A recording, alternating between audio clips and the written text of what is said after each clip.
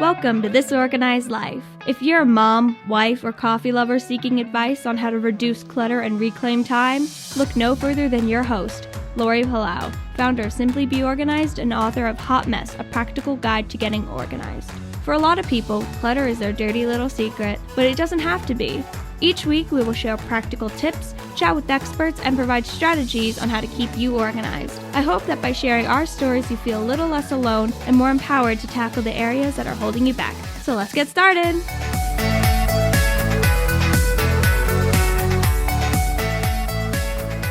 Everybody, and welcome to today's episode of This Organized Life podcast.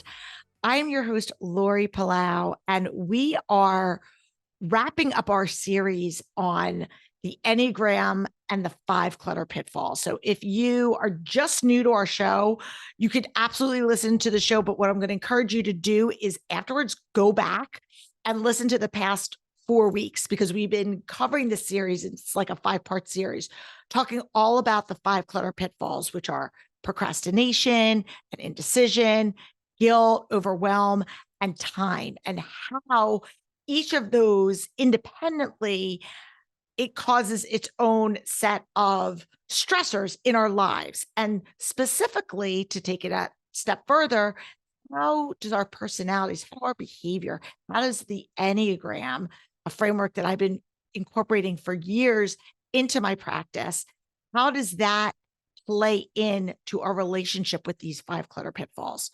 So I've invited guests on that are in the Enneagram space, that have been doing work on looking at the different strengths, struggles, stressors, gifts of all of these different 9 core types, even though we know that there's more than them. And how can we apply this insight into being the best versions of ourselves when it comes to clutter, when it comes to whether it's the physical clutter, the stuff that we see, the emotional clutter that we navigate with guilt, fear, sentimental, whatever it is, or with calendar clutter, finding the time to do things, which is going to be a big focus of today. How do we find time to do the things that everything in our overscheduled lives that so many of us have created? So joining me today is a super special guest who I adore personally. Christa Hardin she's an Enneagram expert. She is the host of the very popular podcast, The Enneagram and Marriage. I actually was a guest on her show talking all about the pairings, which she talks about, and I'm going to have her explain that, about how different Enneagram types interact relationally. So right up my alley. She has a master's from Wheaton College. Love us a Wheaton College. My daughter's actually in Chicago now. And she's coached like thousands and thousands of couples, all about helping to build healthy relationships. Her podcast, like I said, super popular, has over 1 million downloads. And she has a new book that just came out, and I am really excited to talk to her about it. But for today's episode, she's going to be coming in and we're going to be talking all about how time impacts our world of relationships and clutter. So without further ado, please help me welcome my friend, Christa Hardin, to the show.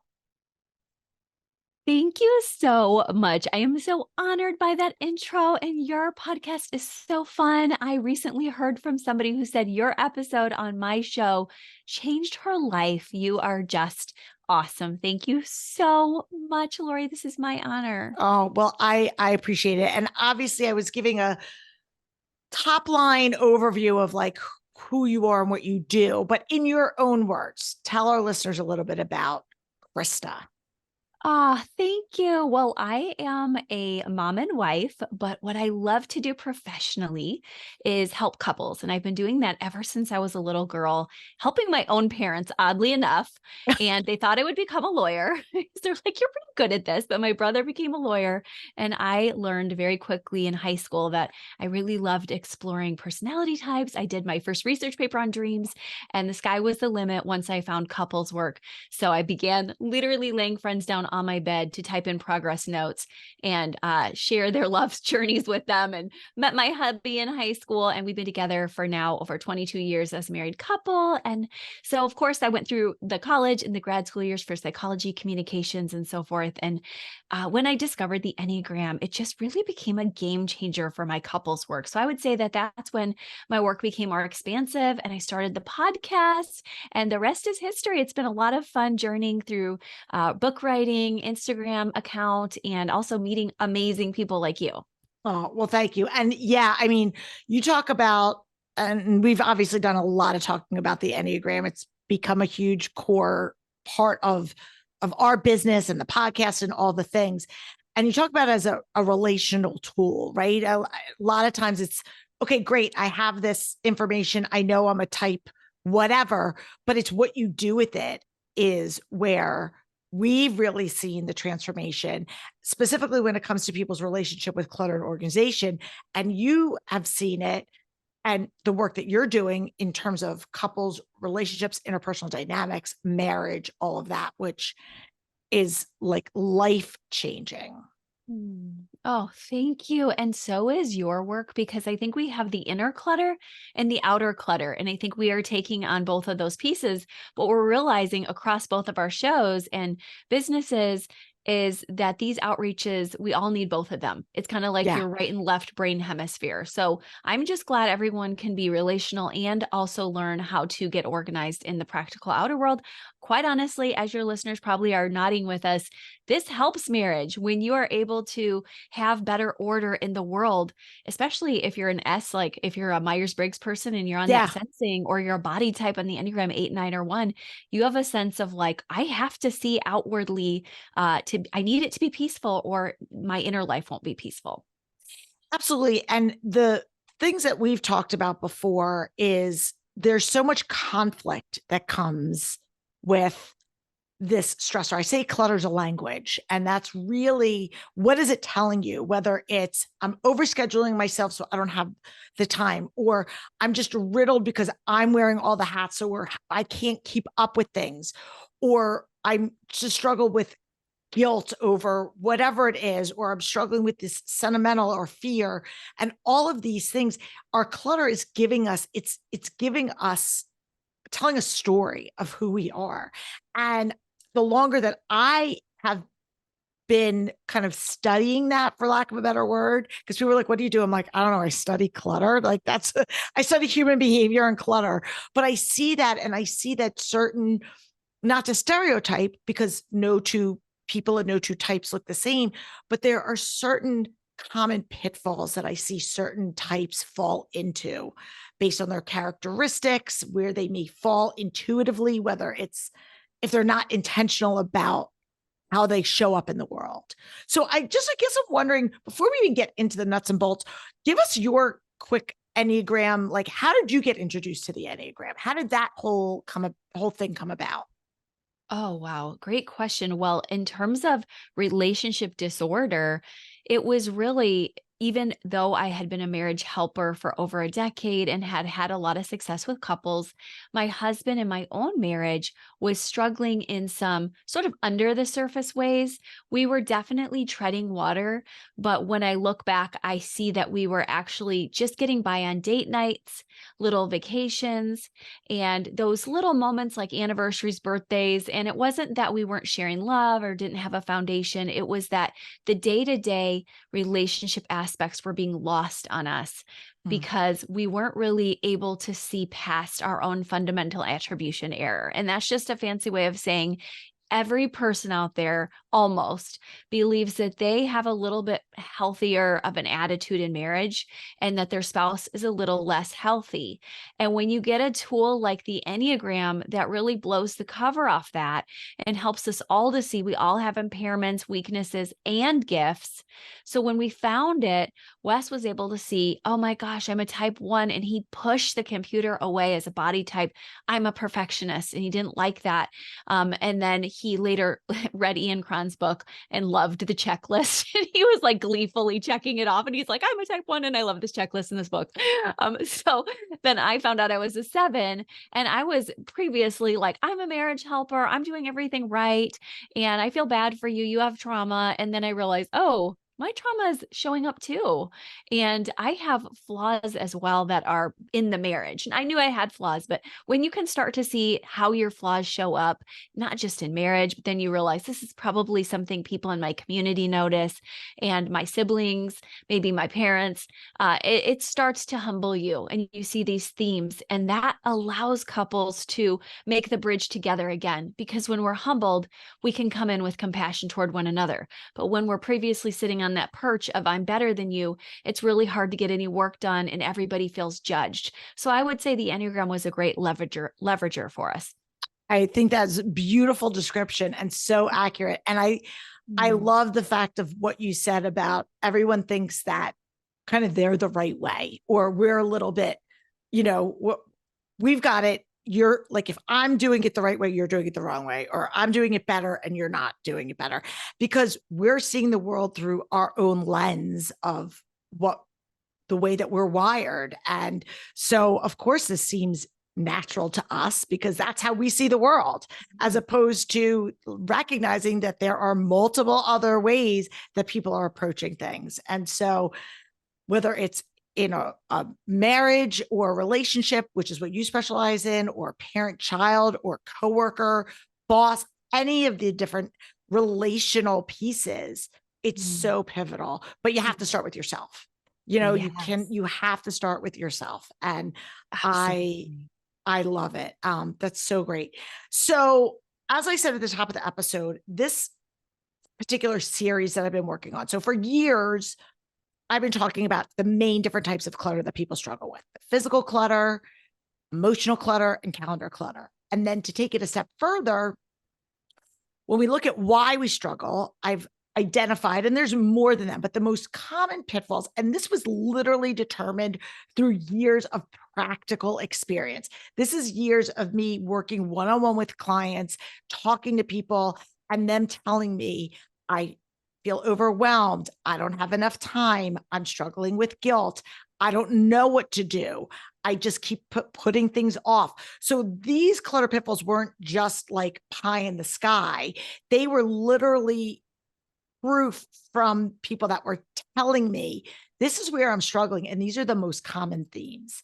And so when I'm speaking, I often do like a model, like a diagram, and time is right in the center, because you have all these other pitfalls: procrastination, indecision, guilt, overwhelm. But everybody struggles with that whole time piece, where they're either not using their time wisely, maximizing it, or maybe they're being efficient, but they just have more things on their plate than there are hours in the day. And so as a result of that, they get stressed, they feel burned out, they can't show up healthy to themselves, let alone in other relationships. And oftentimes the byproduct of that is physical clutter, because they wind up using their homes as a drop zone because they're so busy going a million different directions. So that's the impetus. And I'm kind of laying that groundwork so then I can kind of hand the baton back to you. And, I would love for you to just maybe speak to that, and maybe we can just walk through the different types, and you can do it in chronological order, triad stances, however you prefer to teach, and just explain how each of the different types uniquely may demonstrate that struggle with time. Oh, I think that's such a great project and process that you're taking us through, because I really think listeners are going to become more expansive as they put this on with us to say, how about me? How does this nuance with me?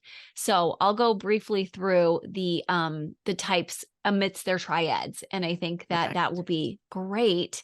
So why don't we start with our heart types, because that's the 2, 3, and 4.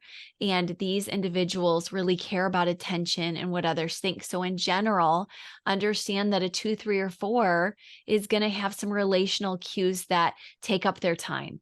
They're going to sometimes mismanage how much time relationships will take.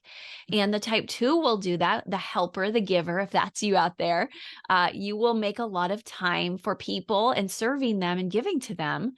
And you might be dropping everything at home because you're peopling and you love peopling and it energizes you. But it's also filling up that core part of you that says, as with all heart types, am I worthy? And with the type 3, if that's you, you're somebody who's saying, okay, I have to get attention by what I'm producing in the world. And that's important. And I need to make sure I show up big. And then there's this hidden sensitive part. And you know this because you have a 3 in your family. I certainly do. For those of you who don't know, if you happen to be new to our show, that will be Joshua Palau. He is absolutely the 3 in the house. Yes.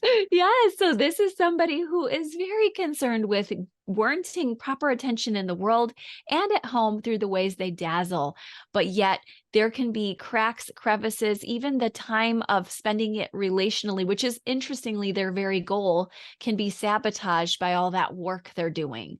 So that's a way their time can be robbed, is through the work. And then they miss out not only on the home organization, but sometimes also the relationships. And then with the 4s, they're so in their melancholy of depths. You guys might know you're artists and creatives, and we are all creatives, but there's a special creativity that needs to take a lot of time. So when we talk about all these 9 types, we're on the 3rd one. This type 4 personality needs the most time out of any of them for pursuing the depths and for taking in textures, gradients of the world as an artist. And so time truly escapes them and they lose all sight of it. So it's very good that thankfully every single type has the potential to be expansive. And if you really study your Enneagram type, you can also understand type 4 can get very organized as well when they hit their 1 space. And we'll talk about the 1 in a couple minutes, but those are our heart types. So in general, that 2, 3, and 4 have to work on finding their worthiness, not just through their giving, not just through their work, and not just through their art, but just in that being space. Like, I already have worth and I'm allowed to and can plan to get things in order so that I also don't have chaos on top of everything else. I love that. Those are heart types. And if I can just piggyback for a second, specifically for the 4s, because I don't want this to be like a 10-hour episode, because I could totally go deep and follow up on everything you said. But I just want to specifically point out the 4s because, again, I've talked very openly and she's been on the show. My daughter Logan's a 4, and time has been a lot of time blindness that she's experienced. She also has ADHD. So it's a little bit of kind of a 1-2 punch of having time blindness from the ADHD as well as being an Enneagram 4. But since knowing that, what that has allowed her to do is set more appropriate and healthier boundaries to get things done. What it hasn't done is say, well, I can't get things done in this timely manner because of this. But she's saying, knowing that it's going to take me longer because my natural processing is slower. It's slower than a 3. Like a 3 can process quickly. I'm an 8. I can process quickly. So a job, the same task might take me 10 minutes. It might take her 30 minutes. And so we want to try to create strategies when it comes to organization, clutter, all the things that align organically with our natural tendencies. We don't want to have to white knuckle it and force it. So once she knew that, as opposed to shaming herself, why can't I do this in 10 minutes and it takes you 10 minutes? What's wrong with me? Having that knowledge and saying, okay, I can do this, but I have a different path that I need to take to get there. So what does that mean? If we still need to get it done, I just need to build in more margin for this particular job. So the first step is knowing that about yourself and saying, okay, what adjustments do we need to make, knowing that it's going to take me longer than somebody else? I love that. And really that's true for all these heart types we've talked about, that they are so relational. So they have to realize relationships take time. That's a good thing, but just be very choosy about who you relate to then, because you know it's going to take you time, and set the margin. And often we say to the 2s and the 4s, even the 3s a bit, but the 2s and the 4s, first thing in the morning, get things done, because this is before you start all your relationships. And sometimes with these types, you can say, because you're so relational, doing things with people in your family can be part of that too. Now, if we look at the 5, 6s, and 7s of you out there, you are our thinkers, our analysts. Now, a large part of what takes up your time is that you tell a lot of stories in your head, and the stories you're telling are exhausting, because they are often not true, which is just a human issue. It's not just a thinking type issue. But when any of us put on our analyst hat, we tell a lot of stories. No one does it more than the thinking types. We love it. You guys are solving brain problems in the world. Einstein's out there, but there's this part of you that, coming back to the Brene Brown quote many of you have heard, need to ask yourself is, what are the stories I'm telling myself about this or that? And just really notice yourself telling the stories to where you can start to say, okay, I'm noticing that instead of doing the work, I'm anticipating the work. If I'm a type 5, that's probably what's happening. 5s are very observant. They like to watch, observe before they step into things. And just saying, I'm just going to step in and do the work can just really get it done a lot more efficiently and faster. Also, some healthy self-talk. Maybe I don't have all the answers, but I have enough to start this project at home. And the type 6 is somebody who's really a worrier, technically speaking, wants to do it right, wants to ask for permission. And sometimes their time is frozen because they don't know if they're doing everything correctly, and they want someone to tell them how. So just being able to take that brave step into their virtue of courage for a 6 looks like, I'm going to do my best. I'm a pretty good planner, and I'll call Lori if I need help, but I'm going to really do this myself. And then I can check later and I can adjust later. No more storytelling.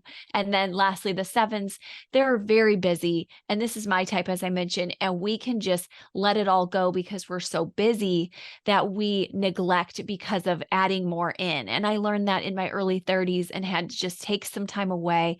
By the way, when you make these changes, they're going to be, sometimes if you're partnered or have a spouse or kids, they're going to say, what's going on with you? You know, this is weird. You're doing things differently. So you have to let your spouse or partner or family know, hey, I'm trying some new things. I'm getting more organized. You might notice me doing a few things differently, calendaring things differently. So those are our thinking types. I love it. It's so true. And again, I'm thinking of the connection points between all the clutter pitfalls and how each one of them really does. They are so interrelated, and specifically with those, our head types, that they can get down this rabbit hole of indecision, of I don't know what to do. And like they have that analysis paralysis, or the guilt or fear where it's like, what if I need it? What if I never, somebody gave it to me and I get rid of it and they get mad at me, and all these different things.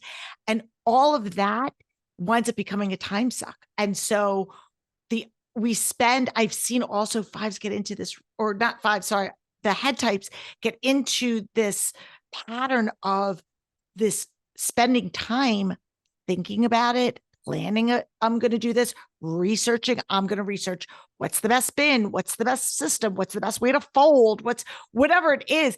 And you spend all of this time doing all this, but that doesn't translate into the execution. And so I think that again is so important for all of our types, but specifically for those head types. Yes. And I'm glad you expanded that to say all thinking types, because it is a very 5 thing, but the thinking types all have that relationship to 5 for those who know Enneagram, because the 7 has that 5 arrow and the 6 has a 5 wing. And so, yes, everybody needs to keep in mind Lori's advice, like, get out of your head and get out there in your body.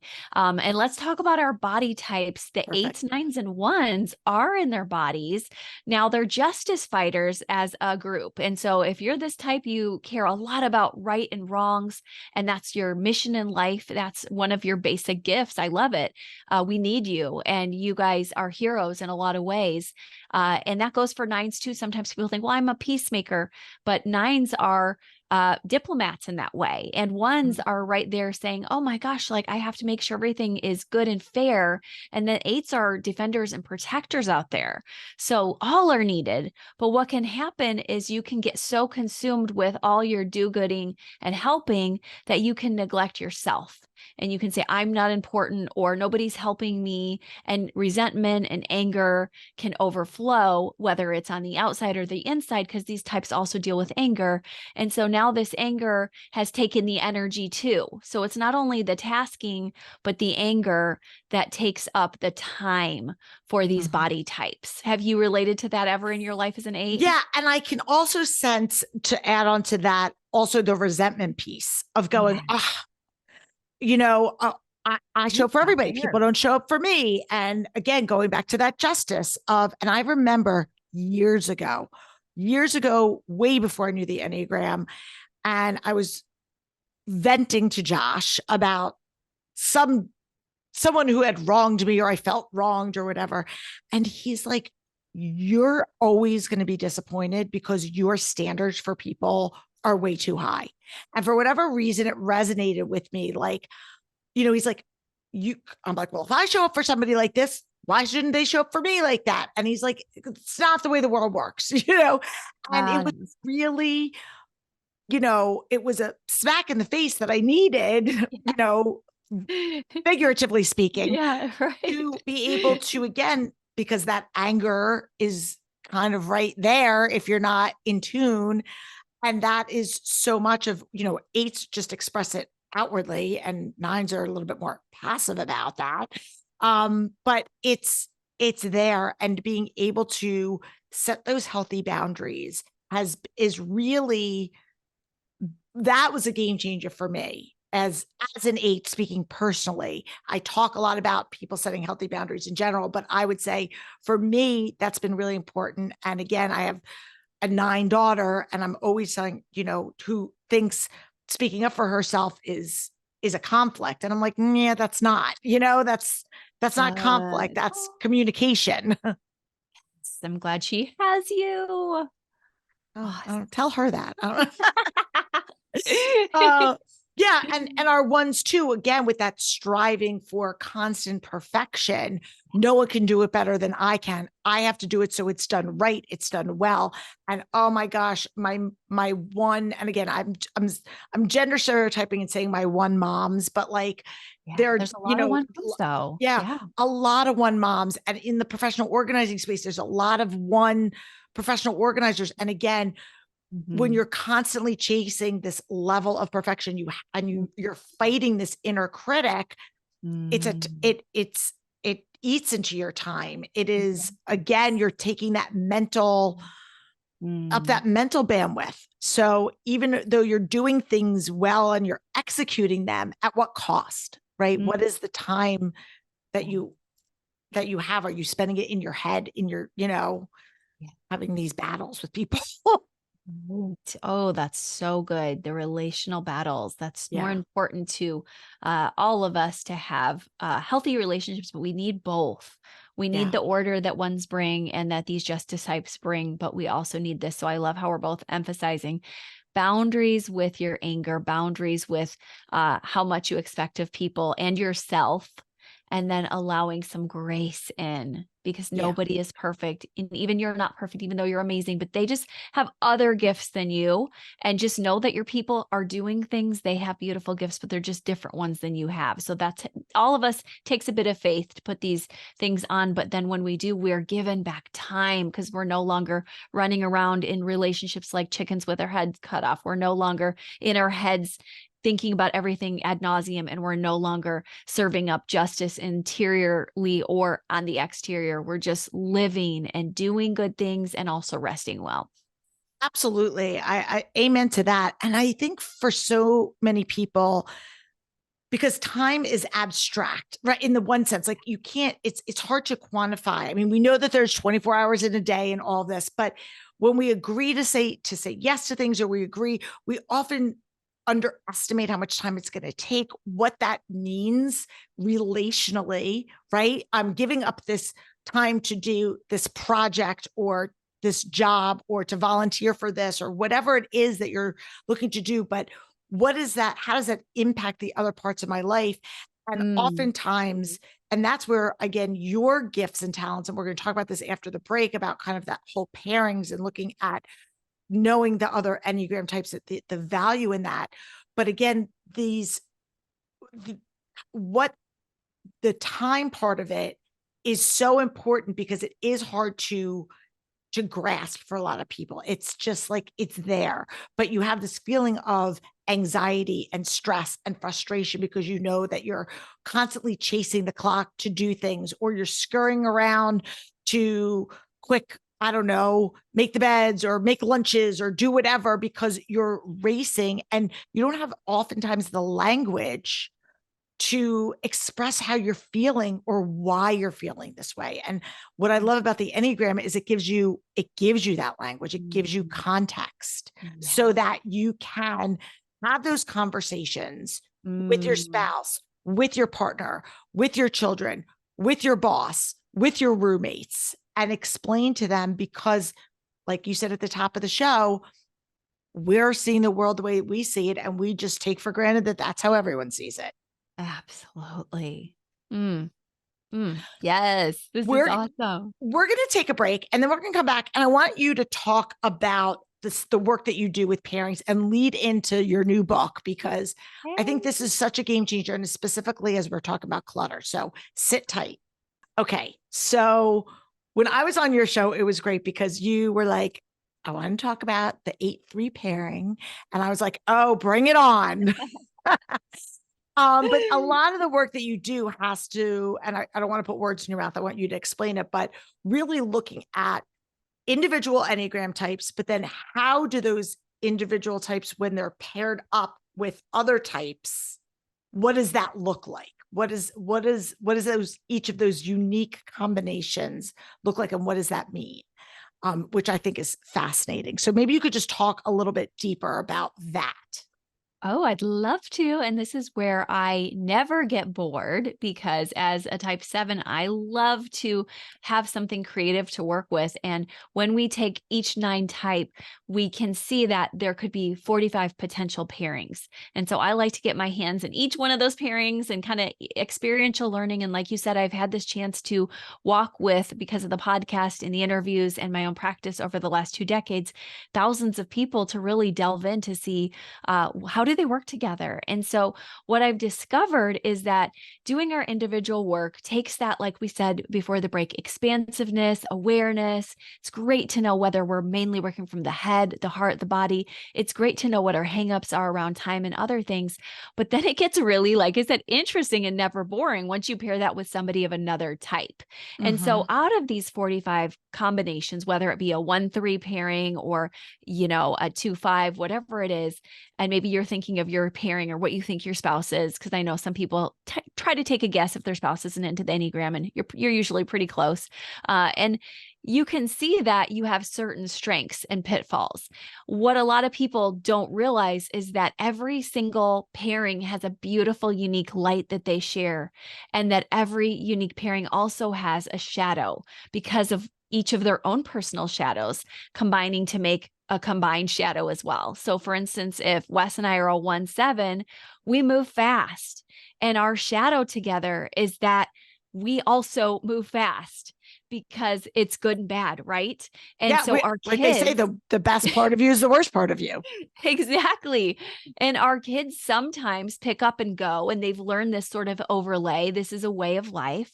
But then they've also got some other features that don't always pair with that. And so what's been interesting is as Wes and I have grown, and I've learned to sort of put on my hat of researcher and focal point, he was like, where are you? What's happening? He's a doer. He's a type 1, like many of your listeners probably are. And he was like, why aren't you pacing in the same speed anymore? And that trickles to the family. And so you have all these different dynamics.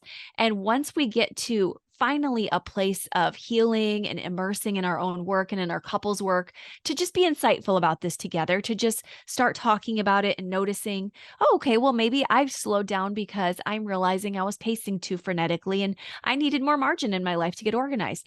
That makes sense to Wes as a logical type 1. That's respectable to Wes, but there has to be communication about that. And that's hard for 7s because we don't want that sensitivity sometimes to be known.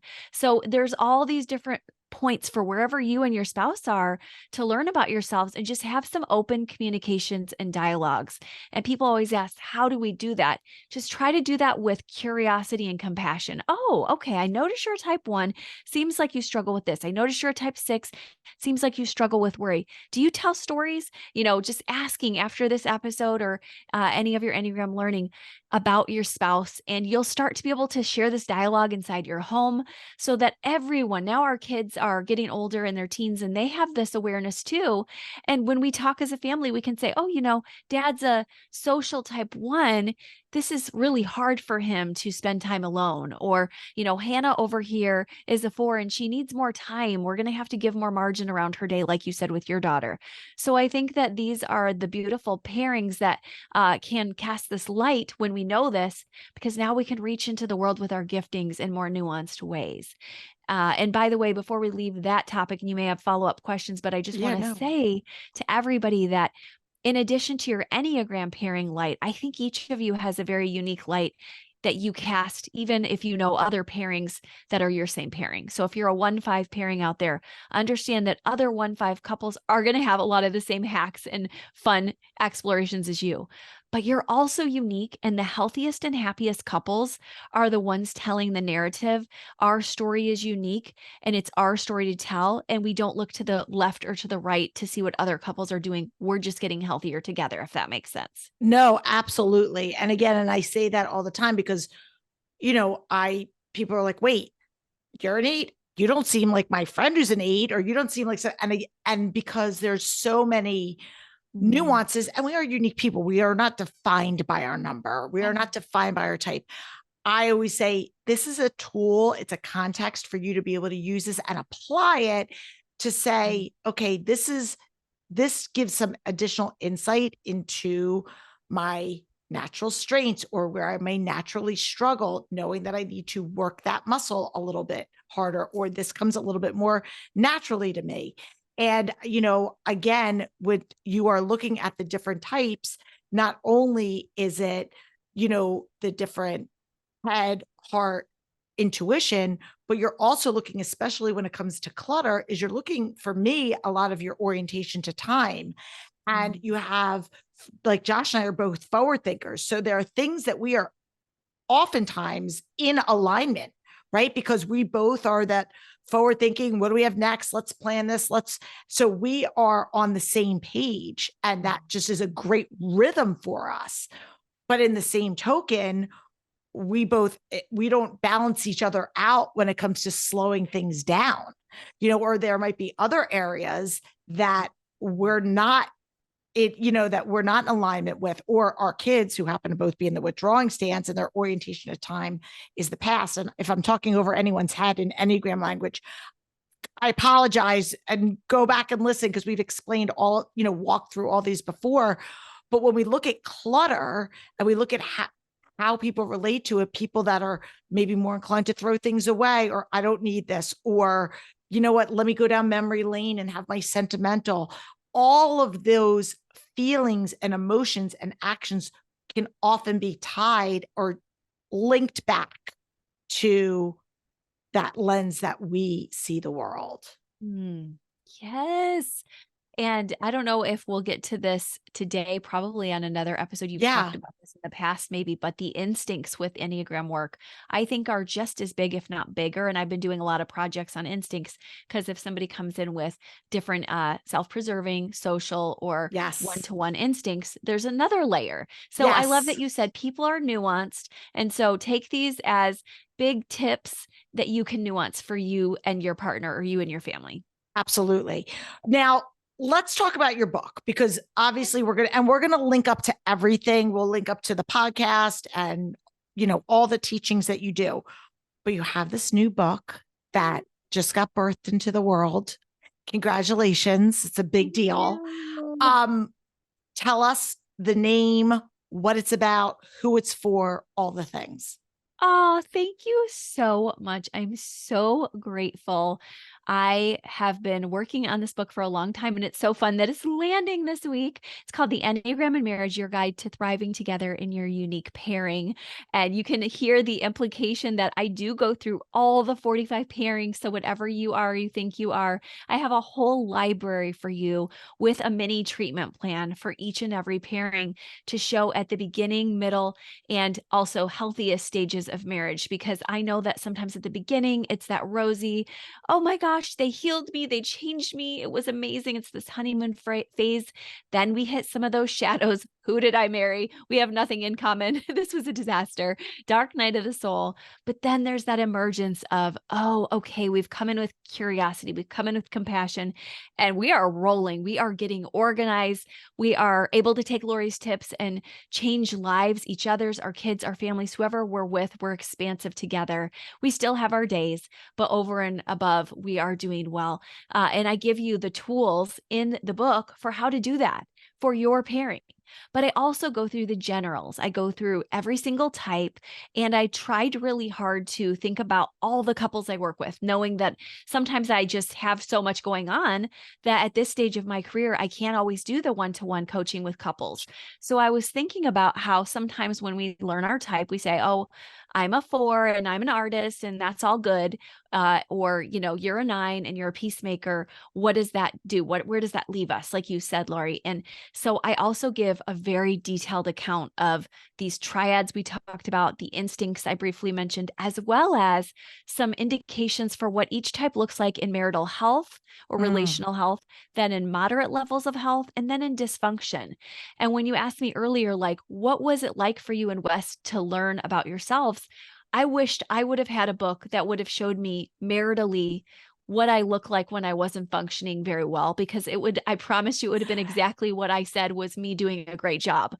And it's been so satisfying in that way to write a book to help people to see. If Josh would have known what an unhealthy 8 looked like, I don't think he would have married me.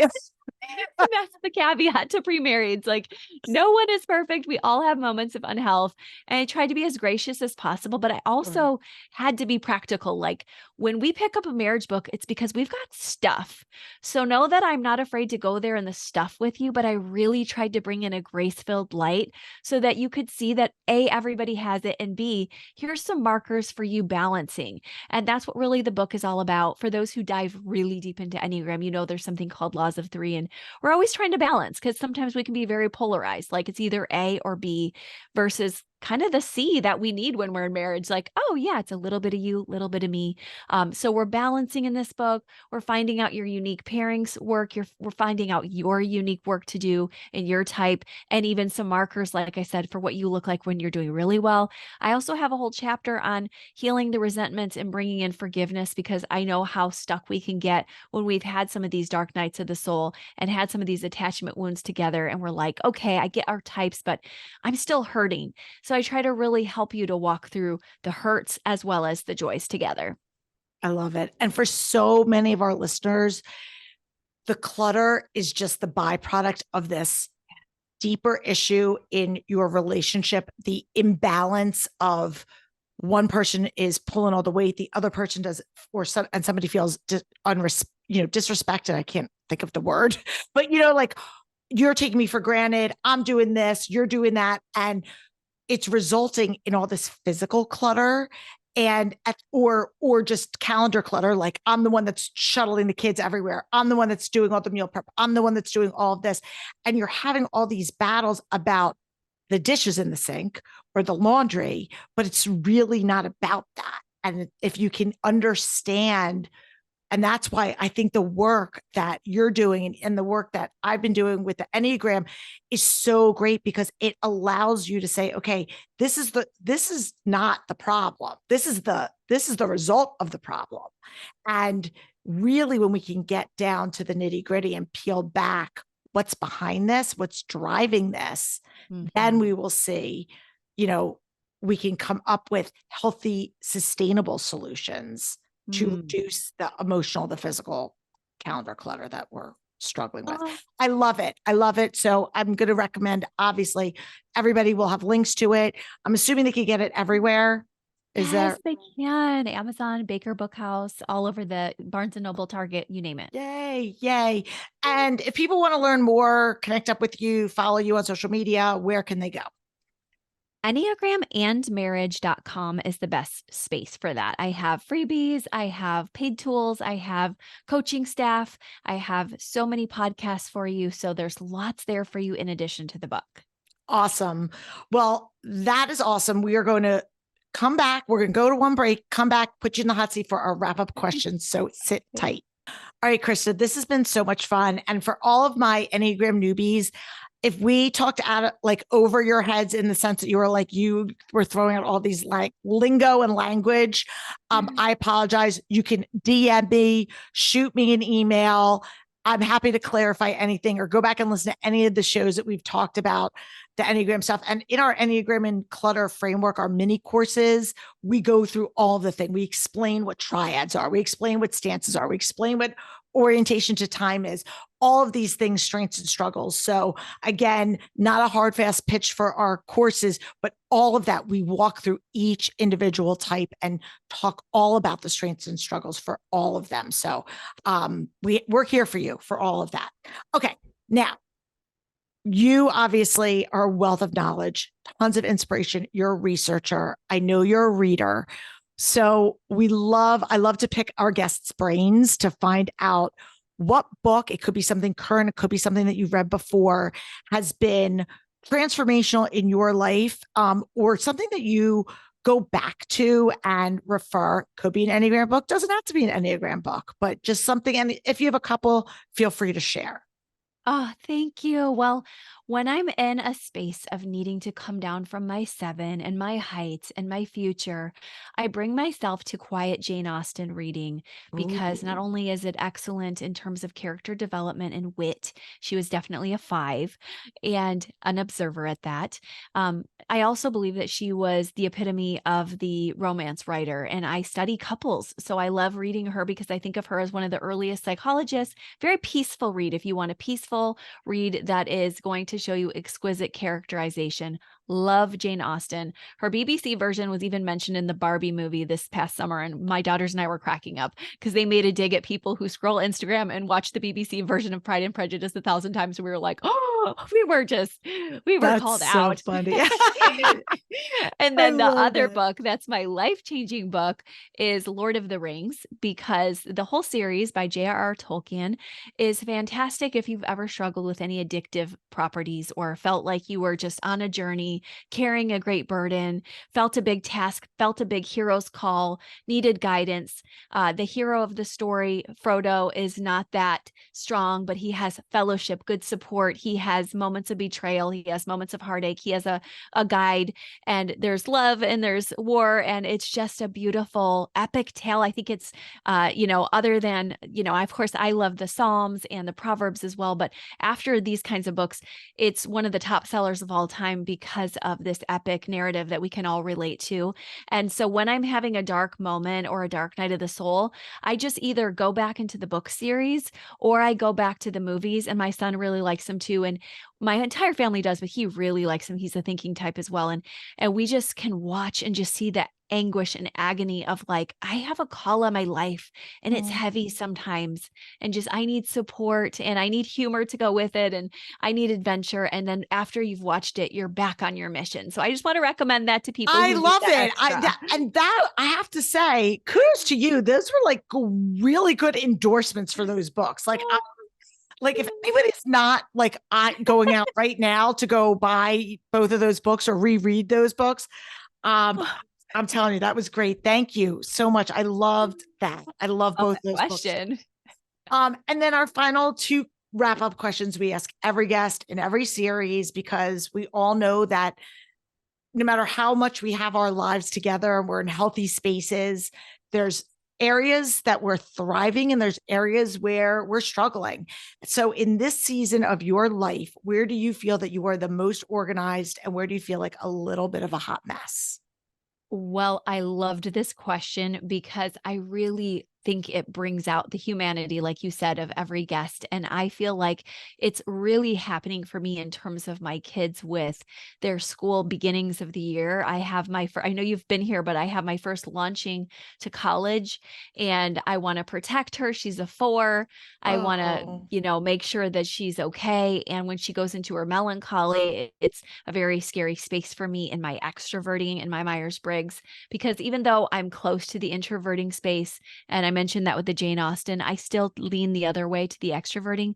So I scan that environment, and when I see that she's not regulated, I'm like, I freeze a bit, and then my schedule can get off, because now I was planning on writing this or podcasting this or calling this person. And instead I'm like, okay, your mom had is first. And I know that's the right priority, but where I'm now releasing and realizing is that this is also her journey. She's on this journey too. She's the hero on the tail now. And I have to breathe and let her figure it out a lot of the time instead of trying to go rescue. So that's my new journey that I'm trying to get some time back when I see myself freezing up about that. And of course, when she actually needs me to stop what I'm doing and to be there.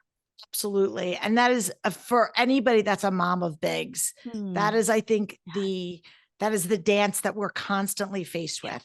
We want to empower our young adult children to experience and trust and fall down and get back up while letting them know that we're here as a safety net to support them in the big things. But the way that we learn is by trusting and letting them come in instead of rescuing, which is, as a mom, what your normal intuition is we're going to go in there and mama bear our kids.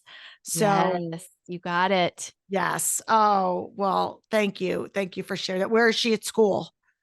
She's at USF, which is in Florida. Oh, so she's far.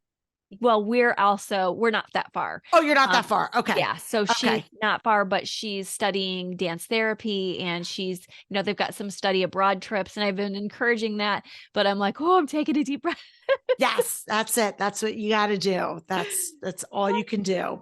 Well, Christa, thank you so much for coming on and sharing your wisdom and rounding out this series with the time episode. It's been such a joy for me to go through this series and really dissect each of the pitfalls, incorporate it with the Enneagram work so that you out there, if you're listening, can get a better understanding of hopefully who you are, possibly the people that you live with, and just figure out where you need to let go, where you need to, maybe ask for help, whatever it is that you need so that you can live your version of an organized, clutter-free life. And so if you're new here, please make sure to click the subscribe or follow button. Follow us on social media. We send out weekly tips each and every week. So I don't want to clog people's inboxes, but if you are like, oh, I don't always listen to the podcast and you want to get it on your phone, hey, just subscribe to our weekly tips. No hard pushes there, people, but we just want to do whatever we can to try to help you reduce the clutter from your life. So until next week, I'm Lori Palau. Peace out. Thanks for tuning in. If you like this episode, please spread the love and share it with your friends. And if this is your first time joining us, make sure to click the subscribe button wherever you are listening so you never miss an episode. And while you're there, please leave us a review so other people know that our show is worth the listen. You can also find us on YouTube and Instagram at This Organized Life Podcast. And if you'd like to connect with us, you can head on over to our website at simplythelletterBorganized.com, which is filled with tons of resources, including free downloads, checklists, links to our amazing organizing partners, and all of our digital offerings. I'll see you next week for another episode of This Organized Life.